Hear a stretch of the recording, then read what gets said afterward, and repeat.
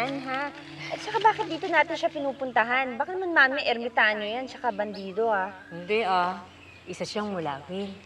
Ano? Mulawin? Ako nga, wag mong pinaglolo ko, Lourdes. Sino sinasabi mong mulawin? Eh, hindi naman totoo mga mulawin. Ayan siya.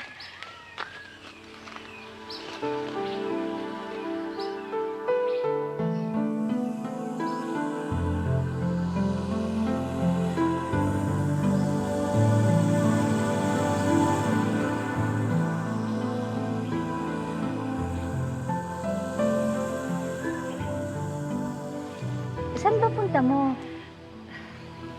Magkikita kami ni Bagwis. Talaga? Ikamusta mo ako sa kanya, ha?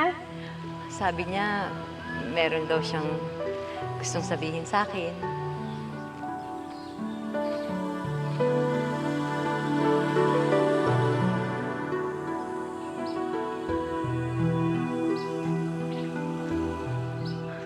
Lourdes, buti nakarating ka. Oo, nung nagpasabi ka, hindi ako mapakali. Lalo na meron ka raw mahalagang bagay na ipagtatapat sa akin.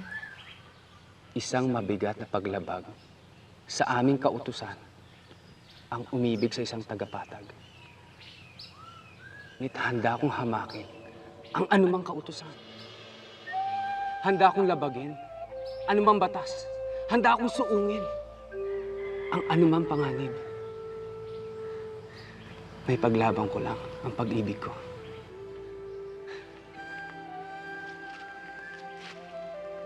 Oo, Lourdes.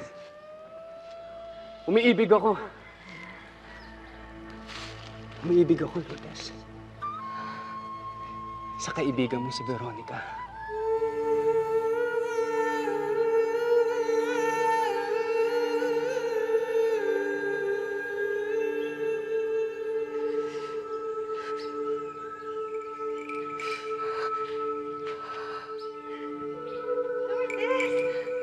Nagtapunta sa akin si Bagwis.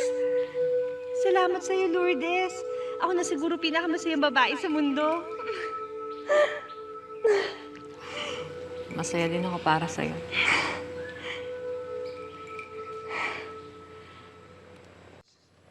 Ikaw ang pinakamatalik na kaibigan ni Veronica. At ikaw nakakilala sa kanya ng lubusan. Sabihin mo sa akin, ano pa yung mga bagay na nakakapagpaligaya sa kanya? Bata pa kami. Lagi kami nangangarap ng gising. Yung isang pangarap namin, na isang araw, meron darating na prinsipe mula sa langit. Hawakan niya ang kamay ko. Sasayaw niya ako.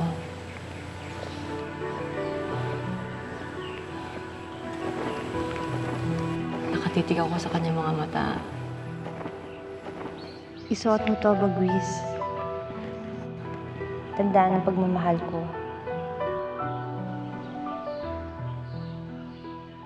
Veronica, wala akong maihahandog sa'yo.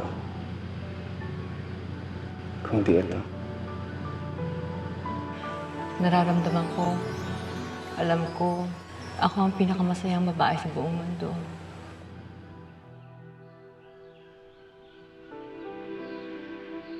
Ang bahaghari na yan ay tanda ng pagmamahal ko sa'yo. Kaya tuwing nalulungkot ka, nangangamba, o naguguluhan, masdan mo lang ang bahagharing yan upang maalaala mo ang pangako ko sa'yo na hinding-hindi mawawala ang pagmamahal ko sa'yo. Tanggapin mo, Lourdes. Tanda ng ating magiging pagkaibigan.